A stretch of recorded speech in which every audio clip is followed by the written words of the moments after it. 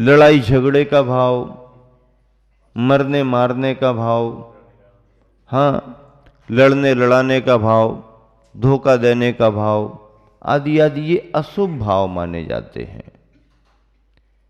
जैसे भाव होते हैं, कर्म सिद्धांत क्या कहता है? वैसा कर्म का आश्रय होता है, होगा ही होगा, कोई टालता नहीं, टाल ही नहीं सकता। ये तो सब सिद्धांत है।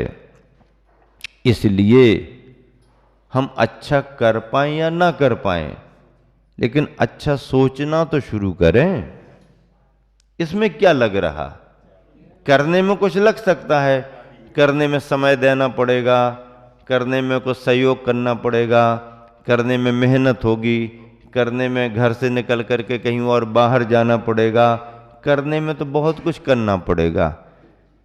आप इतना ना कर पाओ तो ना कर पाओ, लेकिन जो लोग ऐसा कर रहे हैं उनकी अनुमोदना करना शुरू कर दो।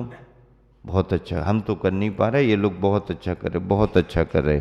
अच्छा तो कर रहे हैं, अनुमोदना ऐसी करो, और ऐसा ही अच्छा सभी लोग करें, सभी का भला हो, सभी का भला हो, सभी का भला हो।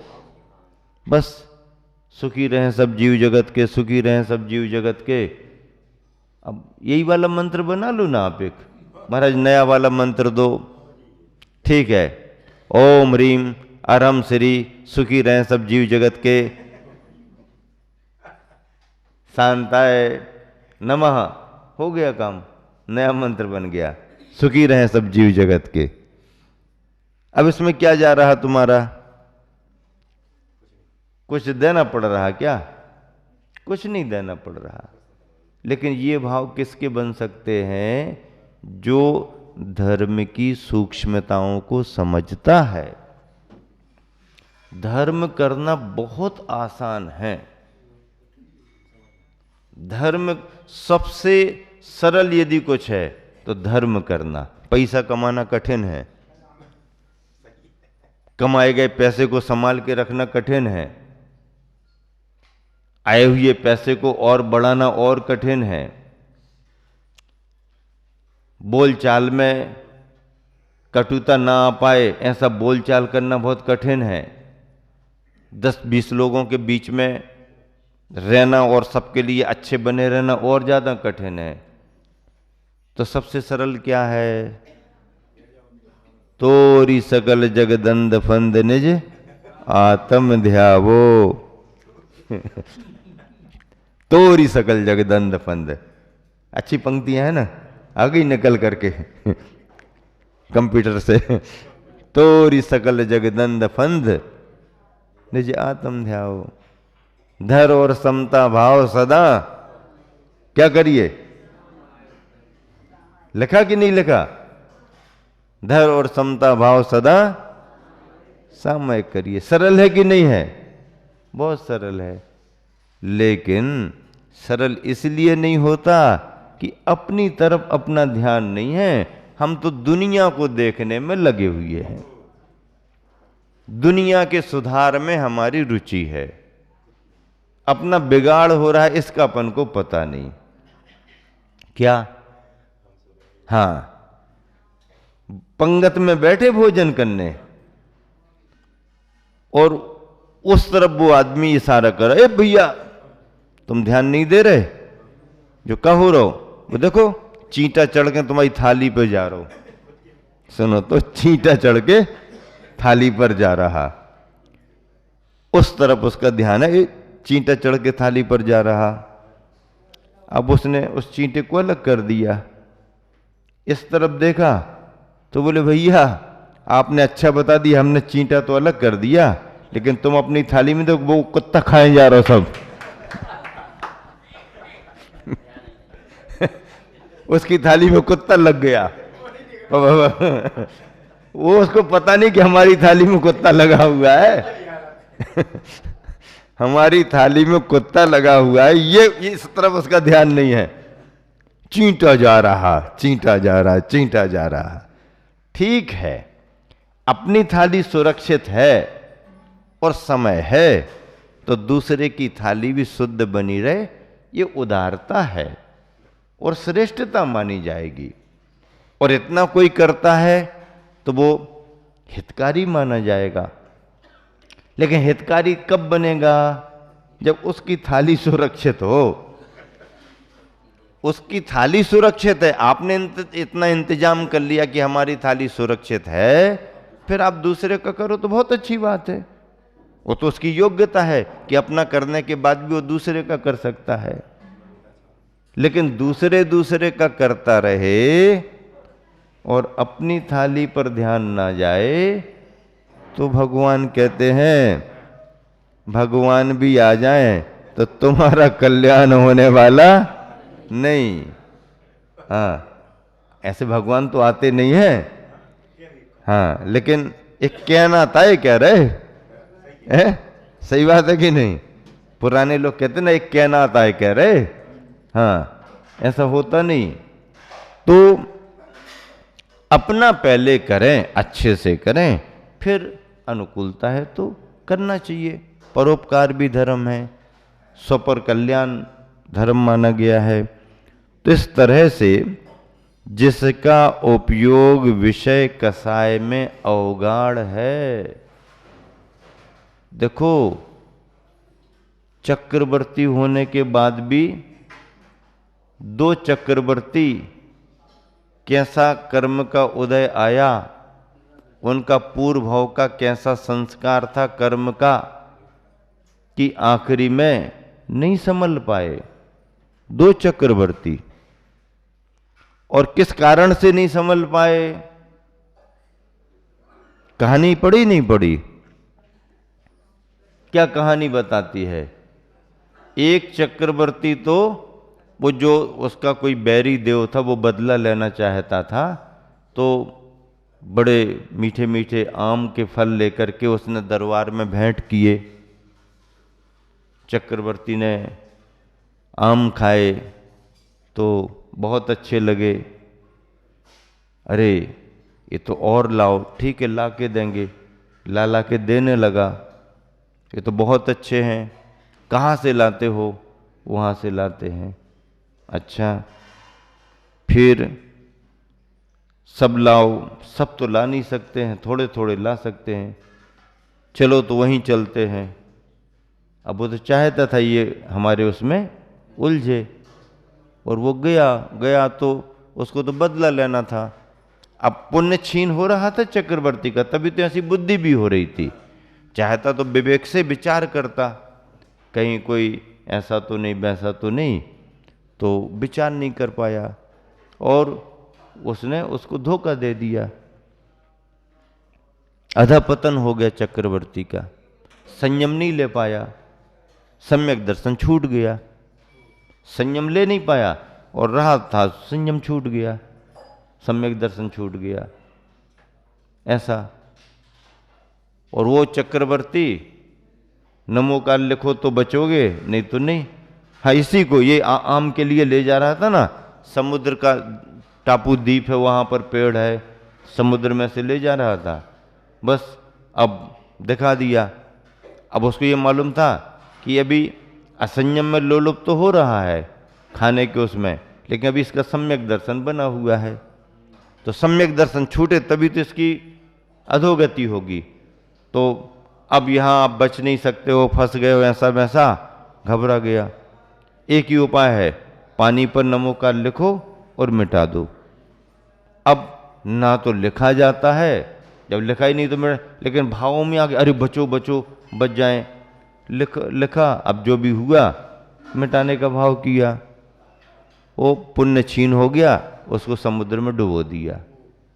जिस चक्रवर्ती के चक्र रत्न की सेवा में हजारों देव लगे रहते हैं, एक सामान्य से व्यंतर ने डुबो दिया, पुण्य छीन हो गया। पुण्य का उदय होता तो कुछ भी होता। दूसरे चक्रवर्ती का वो रसोईया था ना, अमृत रसायन है, अमृत रसायन रसोईया था और कड़ी बनती थी, और वो चक्रवर्ती को जो विशेष थी तो उस हिसाब से वो बनाता था। चक्रवर्ती उसके लिए बहुत लोलुपी रहा, संयम उसका उतना रहा नहीं। अब उसने बनाई और इसको जल्दी खाने का भाव हुआ तो गरम गरम उसने दी, सो गरम गरम मैंने ले ली तो ऐसा वैसा गुस्से में आ गया, तो वो पूरा का पूरा बर्तन उसी रसोइये के ऊपर डाल दिया, वो उसमें जल गया, मरण हो गया। उसने बैर बांध लिया। फिर उसकी कहानी भी है कि चक्रवर्ती को उसने किया। तो ये है। अब इतने बड़े बड़े पुण्य वाले चक्रवर्ती, उनका क्या हुआ? हालांकि ये दोनों चक्रवर्ती पूरे निदान बंद करके आए थे। तो निदान बंद करके कोई आता है तो वैभव तो मिल जाता है, लेकिन बाद में उसका पतन होता है। ये स्थिति उनके साथ बनी। तो इस तरह से ये सभी प्रथमान योग के कथन हैं। इतना पुण्य चक्रवर्तियों के बराबर तो है नहीं, लेकिन ना सही चक्रवर्ती, आप जिस भूमिका में वो ही सही, पर नियम संयम तो आना ही चाहिए अपनी अपनी भूमिका के अनुसार। हाँ, जो जिससे जितना बन सकता है, क्योंकि इससे अच्छा अवसर फिर कब मिलेगा, किसको मिलेगा पता नहीं। सबसे अच्छा ये है अवसर मनुष्य पर्याय का, जिसका उपयोग विषय कसाय में अवगाढ़ है, कुश्रुति कुविचार और कुसंगति में लगा हुआ है, हिंसा आदि आचरण के करने में महा उद्यमी है और वीतराग सर्वज्ञ कथित मार्ग से विपरीत जो मिथ्या मार्ग है उसमें तत्पर है। वीतराग सर्वज्ञ कथित मार्ग रत्नत्रय का मार्ग है। रत्नत्रय से उल्टा मार्ग मिथ्या दर्शन, मिथ्या ज्ञान, मिथ्या चारित्र, ये संसार का मार्ग है। उसका वह उपयोग अशुभ उपयोग है, अर्थात कसायों की तीव्रता का परिणाम है। कसायों की तीव्रता के परिणाम को अशुभ उपयोग माना जाता है, क्योंकि इसमें शुभ प्रवृत्ति नहीं है। विषय कसायों में लीनता अशुभ, कुश्रुति कुविचार कुसंगति अशुभ, हिंसादि आचरण में विशेष लगा रहना, हिंसादि की प्रवृत्ति में अशुभ, वीतराग सर्व कथित मार्ग से उल्टे मार्ग पर जाना संसार मार्ग, ये अशुभ उपयोग है। भावार्थ, जो उपयोग विषय कसायों में आकंठ डूबा हुआ है, प्रवृत्ति सामान्य अलग होती है और उसमें प्रगाढ़ता लीनता 24 घंटे उसी में लगे रहना, मिथ्या शास्त्रों में, आर्त रौद्र रूप खोटे ध्यानों में, आर्त ध्यान रौद्र ध्यान ये खोटे ध्यान माने गए हैं, इसमें शुभ भाव नहीं रहते हैं। इष्ट वियोग, अनिष्ट संयोग, पीड़ा चिंतन, निदान बंध, ये आर्त ध्यान के 4 भेद हैं। तो इष्ट वियोग कभी कभी आ जाए चला जाए, आ जाए चला जाए, कोई दिक्कत नहीं, लेकिन उसी में 24 घंटे इष्ट का वियोग, इष्ट उसी का स्मरण, तो फिर अपना वो तो गया सो गया, अपना और बिगाड़ हो रहा। स्मृति आना कोई बड़ी बात नहीं, वो तो आती है, लेकिन उसमें फिर एकदम बिल्कुल उसी में रोने ही बैठ गए, याद आया नहीं कि रोने बैठ गए। अरे भैया तो अब ठीक है, अब इतना क्यों करते हो? है धैर्य रखो, शांति रखो। नहीं हमसे सहन नहीं होता, सहन नहीं होता तो रोते रोते फिर काम बन जाएगा क्या? नहीं, धर्म को समझो।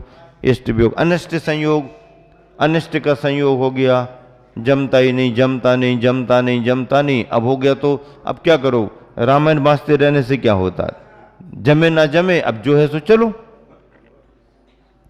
जो कुछ है सो है, जैन धर्म कीजिए, बड़े चलो आगे, हंसो और हंसाते रहो, प्रसन्न रहो।